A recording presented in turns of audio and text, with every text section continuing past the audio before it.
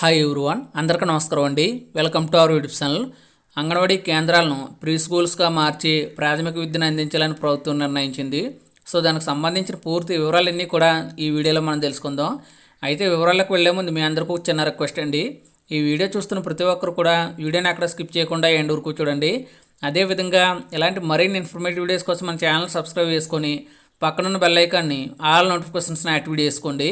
ఇంకేమాత్రం ఆలస్యం చేయకుండా వివరాలకైతే వెళ్ళిపోదాం. తెలంగాణ రాష్ట్రంలోని అంగన్వాడీ కేంద్రాలను ప్రీ స్కూల్స్గా మార్చి ప్రాథమిక విద్యను అందించాలని ప్రభుత్వం నిర్ణయించింది. ప్రస్తుతం అంగన్వాడీ కేంద్రాల్లో గర్భిణీలు, బాలింతలు, పిల్లలకు పోషకాహారం అందించడంతో పాటు ఆటపాటలతో చిన్నారులకు చదువు చెప్తున్నారు. తాజాగా కాంగ్రెస్ ప్రభుత్వం అంగన్వాడీ కేంద్రాలను క్రమంగా పూర్వ ప్రాథమిక పాఠశాలగా తీర్చిదిద్దుతుంది. ఈ మేరకు సెంటర్లో ఉండే 3 నుంచి 6 ఏళ్లలో పిల్లలకు ఎల్కేజీ, యూకేజీ స్థాయిలో విద్యను అందించనుంది. ఇందుకోసం ఇప్పటికే జిల్లాల వారీగా ప్రభుత్వం వివరాలను సేకరించింది. చిన్నారులకు ప్రశాంత వాతావరణంలో ప్రీ ప్రైమరీ విద్యను అందించడమే లక్ష్యంగా పెట్టుకున్నారు. వచ్చే నెల 1వ తేదీ నుంచి అంగన్వాడీ కేంద్రాలు ప్రీ స్కూల్స్గా రూపుదిద్దుకోనున్నాయి. జూలై 1వ తేదీ నుంచి క్లాసులు ప్రారంభం కానుండగా చిన్నారులకు నర్సరీ, ఎల్కేజీ, యూకేజీ స్థాయిలో బోధన చేయనున్నారు.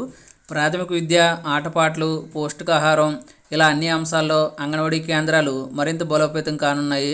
చిన్నారుల్లో వచ్చిన మార్పు, అభివృద్ధిని తల్లిదండ్రులకు తెలియజేస్తారు. ఈ కేంద్రాలకు అందించే పుస్తకాలను ప్రభుత్వం ఇప్పటికే సప్లై చేసింది. వాటిని సెక్టార్ల వారీగా అంగన్వాడీ టీచర్లకు పంపిణీ చేసేందుకు ఏర్పాట్లు చేస్తున్నారు. అలాగే స్కూల్ స్టూడెంట్ల మాదిరిగానే అంగన్వాడీ సెంటర్లో చిన్నారులకు ఉచితంగా యూనిఫామ్లు అందించాలని ప్రభుత్వం నిర్ణయించింది. ఇప్పటికే యూనిఫామ్ కుట్టించే బాధ్యత DRDO ద్వారా స్వయం సహాయ సంఘాల మహిళలకు అందించారు.